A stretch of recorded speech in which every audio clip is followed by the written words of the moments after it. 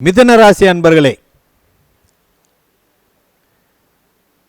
இந்த வருட குரு பெயர்ச்சி மே 1 மாலை சுமார் 5 மணி அளவிலே மேசராசியிலிருந்து ரிஷபராசிக்கு செல்கிறார்.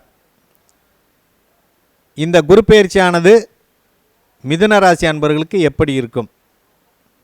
எப்பேற்பட்ட நெருக்கடி வந்தபோதும் நிதானித்து முடிவெடுத்து செயல் நடத்தக்கூடிய மிதுன ராசி அன்பர்களே, மற்றவர்களை வழிநடத்துவதில் தங்களுக்கு நிகர் தாங்களே. பிறர் துன்பம் காணாது பரிவுடன் உதவிடும் மனப்பான்மை கொண்ட நீங்கள் சுற்றச் சூழ்நிலைக்கு ஏற்றவாறு உங்களது மனதினை கட்டுப்படுத்தி மனதினை பக்குவப்படுத்துவதில் நீங்கள் வல்லவர்கள். உங்களுக்கு நிரந்தர பகையுமில்லை, நிரந்தர நட்புமில்லை. பொதுவான வழியிலே புகழ்கொடி நாட்டக்கூடிய நீங்கள் சாதுரியத்தோடு பேசுவது மட்டுமல்லாமல் நகைச்சுவை கவர்ச்சியோடு பேசி காய் நகர்த்துவதில் வல்லவர்கள். தங்களுக்கு இந்த குரு பெயர்ச்சி லாபஸ்தானத்தில் இருந்து 12ஆம் இடம் என்று சொல்லக்கூடிய விரயஸ்தானத்துக்கு வருகிறார். செலவுகள் அபரிமிதமாக வரும், அதற்குரிய பணமும் வரும். கடந்த 3 வருடங்களாக பட்ட அட்டமத்து சனி கஷ்டத்தை விட உங்களுக்கு கஷ்ட நஷ்டங்கள் குறைவாகவே இருக்கும். 12 உள்ள குருவால் வெளிநாடு சார்ந்த அனைத்து நல்ல விஷயங்களுக்கும் நல்ல ஒரு சிறப்பு ஏற்படும். பிள்ளைகளுக்கு கல்வி மற்றும் வேலைக்கான செலவு, மனைவிக்கான ஆடை ஆபரண செலவு, வீடு இடம் வாங்குவதற்கான செலவுகள், அதேபோல் திருமண வாழ்வுக்கு உண்டான அடிப்படை செலவுகள் உங்களுக்கு ஏற்படும். அதேபோல் பாஸ்போர்ட் எடுக்க வேண்டிய ஒரு வாய்ப்புகள் உங்களுக்கு கிடைக்கும்.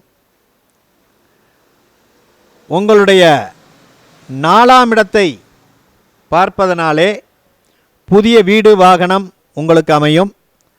6ஆம் இடம் பார்ப்பதனால புதிய கடன்கள் ஏற்பட்டு பழைய கடன்களை அடைக்கக்கூடிய ஒரு வாய்ப்பு கிடைக்கும். எதிரிகளெல்லாம் பல்பிடுங்கப்பட்ட பாம்பாக இருப்பார்கள். அவர்களால் உங்களுக்கு பயம் ஏதும் இல்லை. 8ஆம் இடத்தை பார்ப்பதால் கண்டங்கள் வந்து மாறும். சுப அசுப விரயங்கள் மாறி மாறி வரும்.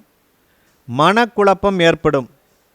ஒரு வேளையிலே ஆரம்பத்தில் பல தடங்கல்கள் வந்தபோதும் பணி நிறைவிலே நல்லதே நடக்கும். அதிக விடாமுயற்சி கடின உழைப்பு இருந்தால் எதிர்காலம் மிகச் சிறப்பாக உங்களுக்கு இருக்கும். வேலைப்பளு அதிகரிக்கும். எதிரிகள் காணாமல் போய்விடுவார்கள்.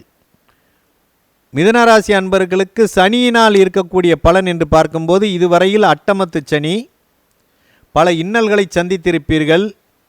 ஆபரேஷன் என்றும் கோர்ட்டு என்றும் கேஸ் என்றும் பல ஆக்சிடெண்ட்டை போன்ற பல சம்பவங்களை கூட பார்த்திருப்பீர்கள்.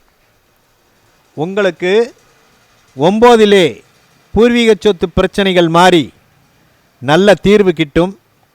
கௌரவம், பட்டம், பதவிகள் உங்களுக்கு தேடி வரக்கூடிய ஒரு நல்ல வாய்ப்பு கிட்டும். தங்களை எதிர்த்த எதிரிகள் கூட தங்கள் காலிலே வந்து விழக்கூடிய நிலை ஏற்படும். பார்வோற்றும் நிலையமையும்.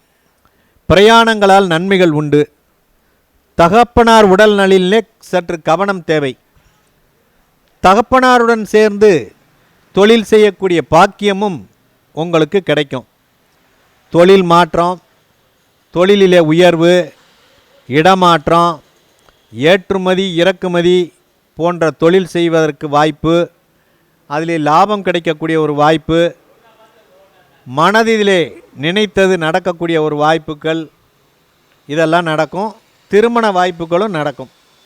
உங்களுக்கு 4ஆம் இடத்திலே கேது இருப்பதனால உங்கள் ராசிநாதன் புதனைப் போலவே கேது செயல்படுவார். தாயாரின் உடல் நலத்திலே சற்று பாதிப்புகள் வந்து மாறும். தாய்வழி சொத்திலே நல்ல வழிமுறைகள் கிட்டும். உறவினர் வழியிலே தேவையில்லாத வாக்குவாதம் இருக்கக்கூடாது. உங்களுடைய கடனெல்லாம் தீர்ந்துவிடும். தியானம் செய்வதை மட்டும் விட்டு விடாதீர்கள். அது உங்களுக்கு நல்ல ஒரு பலனை கொடுக்கும். 10 ராகு, புதிய தொழில் கிட்டும்.